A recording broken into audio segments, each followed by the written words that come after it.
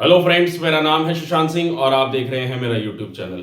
आज का जो टॉपिक है जिसके बारे में हम बात करेंगे वो है हमारा elasticity of demand. Last video तक मैंने इंडिफरेंस कर्व से रिलेटेड जितने भी टॉपिक्स थे वो सारे कवर करे, जैसे कि मैंने एंजल कर्व करा था लास्ट वीडियो में, उससे पहले मैंने इंडिफरेंस कर्व से रिलेटेड और बाकी हमारा इनकम कंजप्शन कर्व था, ये सारी चीजें मैंने अच्छे से समझाई। तो इकोनॉमिक्स में हम लोग अभी प्राइस और डिमांड की जैसी चीज़ों को समझ रहे थे। हम लोगों ने शुरुआत करी थी, एक बार मैं दोबारा से सारा ना एक बार रिपीट कर देता हूँ। तो देखिए, शुरुआत हम लोगों ने करी थी यहाँ पे हम लोगों ने इंट्रोडक्शन से, फिर हम लोगों ने इंडिफरेंस कर्व हुआ, डिमांड का कॉन्सेप्ट आया और हम कंज्यूमर के कंटेक्स्ट में हम इस चीज़ों को पढ़ रहे हैं, जैसे कार्डिनल यूटिलिटी, ठीक है ना।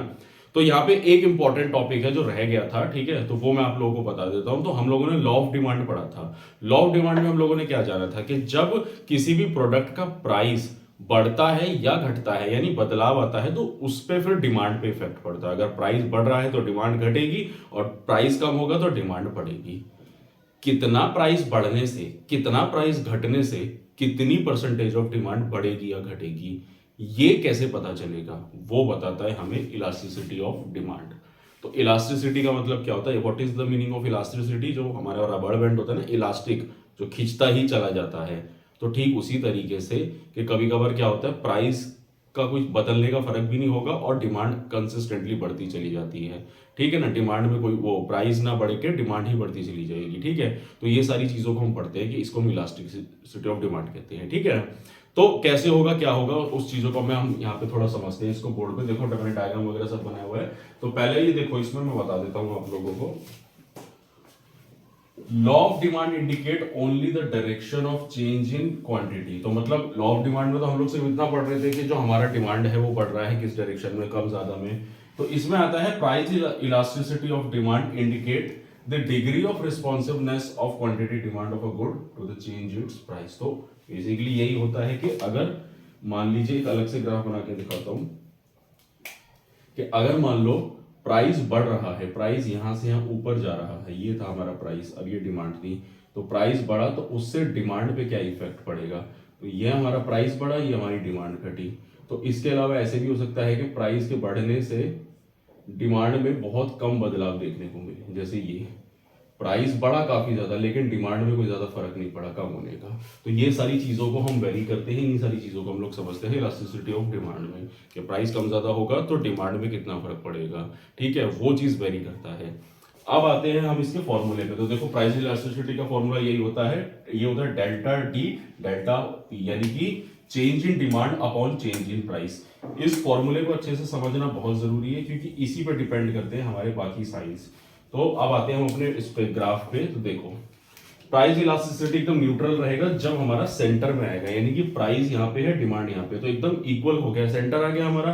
अब यहां से ग्राफ से जितना ज्यादा नीचे की तरफ जाएंगे, डाउनवर्ड स्लोपिंग, यानी कि E price elasticity equals to zero, यानी कि तो हमारा ग्राफ ऐसा बनेगा यहाँ पे, तो उसको हम बोलेंगे इन इलास्टिक, यानी कि इससे अगर हम जितना नीचे चलते चले जाएंगे हमारी इलास्टिसिटी कम होती चली जाएगी, यानी कि डिमांड पे कोई फर्क नहीं दिखेगा। और जितना ज्यादा हम इसमें ऊपर की तरफ बढ़ेंगे उतना ज्यादा हम परफेक्टली इलास्टिक की तरफ बढ़ेंगे। तो जैसे ये इनफाइनाइट वाला है ना, तो वो ये ग्राफ मैंने यहाँ पे बनाया हुआ है। देखो, जैसे यहाँ पे दिया हुआ है क्या है कि प्राइस सेम है, प्राइस में कोई चेंज नहीं, लेकिन डिमांड बढ़ती चली जा रही है, दिख रहा है, प्राइस फिक्स है और डिमांड बढ़ती चली जाएगी। और यहाँ पे क्या हो रहा है, प्राइस फिक्स है, सॉरी डिमांड फिक्स है, यहाँ पे प्राइस बढ़ता चला जा रहा है। तो यहाँ पे क्या हो रहा है, यहाँ पे डिमांड में कोई बदलाव नहीं आ रहा है, यहाँ पे डिमांड में बदलाव आ रहा है, इसलिए हम इसको बोलेंगे इलास्टिक और इसको हम बोलेंगे इन इलास्टिक, ठीक है ना। तो ये जो equals to zero equals to infinite, ये कैसे होगा कि जब प्राइस और क्वांटिटी की वैल्यूज को आप पुट करोगे इस फॉर्मूले में। तो जैसे कि एग्जांपल के तौर पे मैंने डाला 5/10 किया, तो कितना है मेरा आंसर 2/5, ये हो गया। एक सेकंड दोबारा कर लेते हैं। जैसे मान लो 5/10 एक कंडीशन है ये, तो ये कितना होगा हमारा, ये हो जाएगा हमारा 0.5।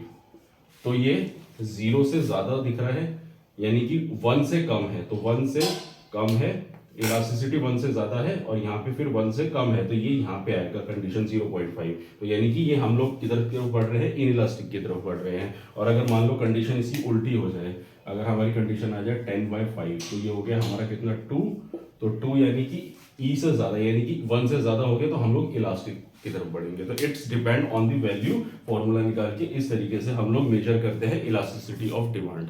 यही होता है इसमें, हम लोग कैसे इसको करते हैं, फॉर्मूले के थ्रू मेजर करते हैं।